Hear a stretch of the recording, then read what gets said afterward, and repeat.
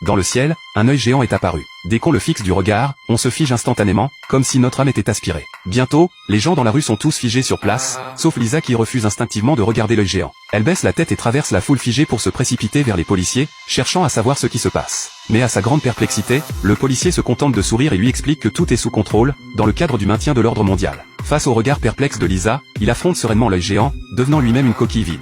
Lisa court rapidement chez elle, craignant que son mari ne soit également affecté. Heureusement, celui-ci est resté à la maison et n'a pas vu l'œil géant. Cependant, lorsque Lisa lui explique ce qui se passe dehors, son mari comprend soudainement. Il dit les mêmes mots que le policier et prétend que tout cela était prévu depuis longtemps. Après avoir prononcé ces mots, il abandonne Lisa et sort de la maison pour affronter l'œil géant et accepter son destin. Lisa ne comprend pas ce qui se passe exactement et se cache temporairement. Soudain, la porte se verrouille et deux jeunes hommes font irruption chez Lisa, prétendant offrir des services clients. Lisa, excitée, agite un couteau, incapable d'écouter. La seconde suivante, le couteau qu'elle tient disparaît soudainement dans le vide. C'est alors que Lisa réalise que quelque chose ne va pas dans ce monde. À travers les clips vidéo fournis par les deux personnes, elle découvre qu'elle n'est qu'un personnage virtuel créé par quelqu'un dans la vie réelle. Lorsque l'individu principal dort, leur conscience expérimente différentes vies de personnages dans le monde du jeu. Lisa ne peut pas accepter cette révélation. Elle a travaillé dur toute sa vie, et maintenant on lui dit qu'elle n'est qu'un personnage créé par quelqu'un d'autre, et que le véritable individu est un homme. Le fait qu'elle ne se souvienne pas de tout cela est dû au fait que l'individu principal a eu une crise cardiaque pendant son sommeil, ce qui l'a plongée dans le coma. Lisa se souvient alors des douleurs thoraciques étranges qu'elle a ressenties pendant la journée,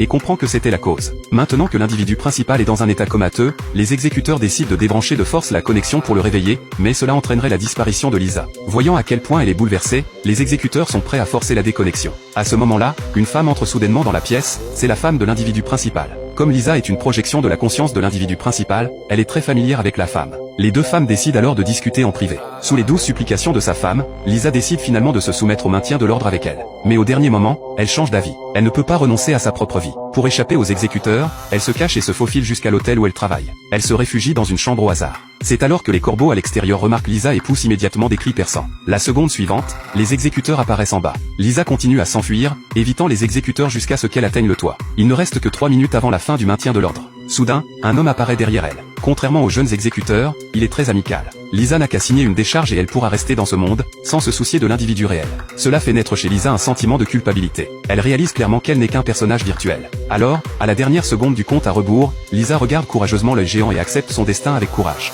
La seconde suivante, l'œil géant disparaît. Les gens dans la rue commencent à bouger, et le monde redémarre. Lisa réapparaît à l'hôtel. Mais devant elle, est-ce vraiment la même Lisa qu'auparavant ?